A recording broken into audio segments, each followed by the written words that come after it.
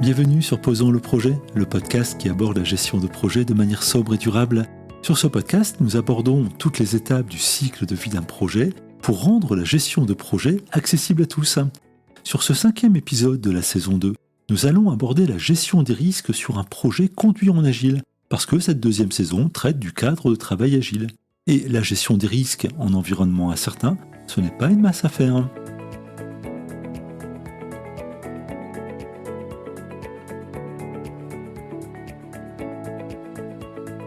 Bonjour Stéphanie. Bonjour Christian. Eh bien te voici sur un 2e épisode de Posons le projet, en lien avec ta nouvelle orientation professionnelle. Envisager un nouveau métier, c'est aussi un beau projet, mais qui n'est pas sans risque, j'imagine. Exactement. Mais le principal est de les anticiper, les lister pour en avoir conscience et adapter le plan en fonction des risques détectés. Cela m'aide réellement à avancer plus sereinement. Mais je m'arrête là, car je risque d'empiéter sur la suite de ce podcast. Et oui, je mène ma reconversion professionnelle en mode agile. Et l'agile, c'est tout l'objet de ce podcast saison 2. Mais avant de parler des risques, pourrait-on revenir sur l'épisode précédent ? En le réécoutant, je me suis posé la question de la gestion de projets sobres et durables.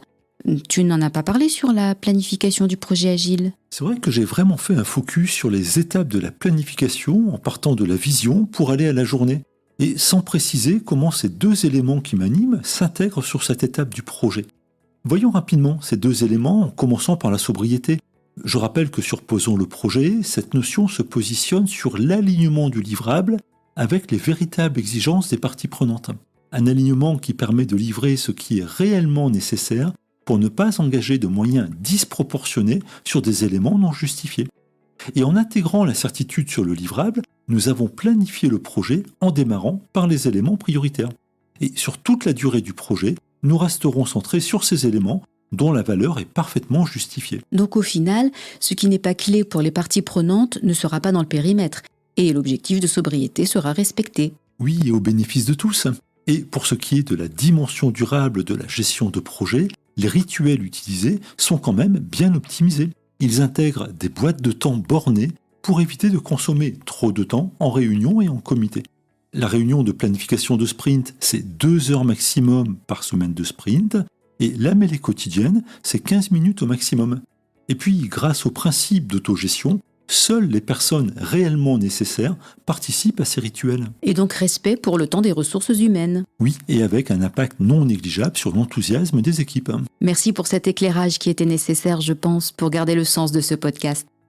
Si nous revenions maintenant à notre sujet du jour, la gestion des risques. Bien sûr, puisque pour un projet conduit en agile, la notion de risque doit aussi être considérée, avec une difficulté supplémentaire par rapport au projet conduit en cascade, puisque nous avons en plus de l'incertitude sur le livrable. Il va donc falloir avancer étape par étape pour suivre les risques et ajuster les options de traitement en fonction des évolutions du projet et de ses livrables. L'image de l'oignon que tu utilisais pour la planification sur l'épisode précédent pourrait être aussi exploitée sur la gestion des risques. Parce que j'imagine que les risques au regard de la vision sont sans commune mesure avec ceux relatifs au sprint. Très probablement oui, sauf qu'en pratique, je rencontre régulièrement une approche de gestion des risques plus caractéristique de la gestion de projet en mode cascade, là où nous insistions sur l'importance d'en faire l'inventaire avant d'envisager les premières actions. L'approche est bien évidemment différente ici. Alors comment fait-on pour gérer les risques sur un projet conduit en agile ? Eh bien, comme tu le remarquais à l'instant, l'approche des risques va s'inscrire sur plusieurs niveaux. La vision, la feuille de route, la release et le sprint. Nous pourrions même imaginer descendre au niveau de la journée, parce que nous n'abordons pas le risque de la même manière sur une perspective à 18 mois ou sur une cible à 3 semaines. Et comment fait-on pour distinguer les risques relatifs à la release de ceux attachés au sprint ? Sur la gestion des risques, 2 éléments sont souvent pris en compte pour le dimensionnement, l'impact et la probabilité.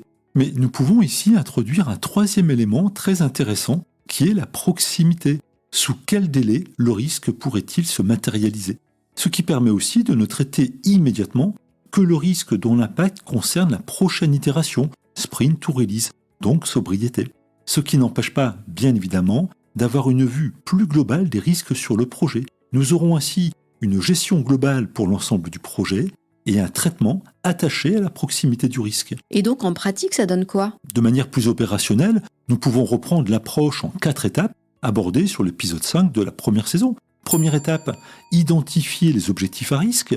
Quels sont les éléments du projet sur lesquels il y a une incertitude? Comme la qualité, le délai, le coût, les bénéfices et d'autres encore. Oui. Deuxième étape, identifier les risques auxquels le projet est exposé. Oui, quelles sont les menaces qui pourraient impacter les objectifs que nous venons de citer? Voilà. Et troisième étape, envisager les réponses au regard de l'impact, de la probabilité et de la proximité. Cela suppose de sélectionner les risques qui méritent un traitement. Et aussi accepter certaines incertitudes lorsque l'impact ou la probabilité sont suffisamment faibles. Et enfin, quatrième étape, mettre en œuvre les contre-mesures. Il faudra les décrire et les intégrer au carnet de produits ou de sprint pour considérer la charge et prioriser par rapport aux autres exigences. Finalement, la gestion des risques en agile n'est pas trop éloignée de celle proposée en mode cascade. Elles se rejoignent réellement, oui, avec quelques nuances liées à des approches de planification spécifiques au mode agile et au mode cascade. Et alors, quelles sont les clés pour réussir la gestion des risques sur un projet conduit en agile? Ce sont à peu de choses près les mêmes que celles identifiées sur le mode cascade,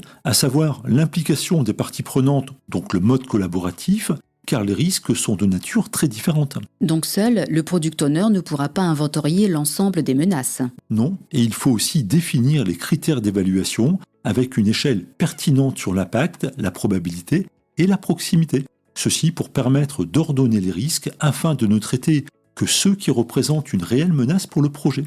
De manière plus spécifique au projet conduit en agile, il faut être en mesure de catégoriser les risques attachés à la vision, à la release et au sprint pour aligner l'approche avec chaque échéance. Et dernier point et non des moindres, n'oublions pas que le périmètre du projet va évoluer au fur et à mesure des développements et des retours clients. Il est donc aussi nécessaire d'intégrer une évaluation des risques pour chaque nouvelle entrée au carnet de produits. Donc ici aussi, le cadre de travail agile se montre très exigeant. La gestion des risques ne se traite pas sans méthode, ni ponctuellement une fois pour toutes. Et pourtant, trop de projets sont encore conduits en agile parce qu'on pense que c'est plus souple que le cascade. Ce n'est pas vraiment la principale caractéristique de l'agile. Allez, à moi la petite formule d'appel à action. Et si nous mettions en application maintenant ? En sachant qu'il n'est jamais trop tard pour engager ou pour recadrer sur le domaine de la gestion des risques. Et donc, si vous avez un projet en cours ou un projet à venir, marquez un temps d'arrêt pour faire ou refaire l'inventaire des risques sur l'itération en cours ou sur celle à venir. Basez-vous sur une échelle partagée pour évaluer les risques et décider de manière collaborative des actions à prendre et des risques à accepter. Il en va de la réussite de votre projet. Merci Stéphanie pour ta participation à cet épisode. Avec plaisir Christian. Nous nous retrouvons la semaine prochaine pour un nouvel épisode. Oui, même lieu et même heure, un peu comme pour les rituels en agile. J'espère que ce 4e épisode de Posons le projet saison 2 répond à vos attentes et qu'il vous donne envie de suivre les prochains. Je vous dis donc à bientôt pour le prochain sujet de Posons le projet. Nous y aborderons le suivi du projet agile, tout un programme.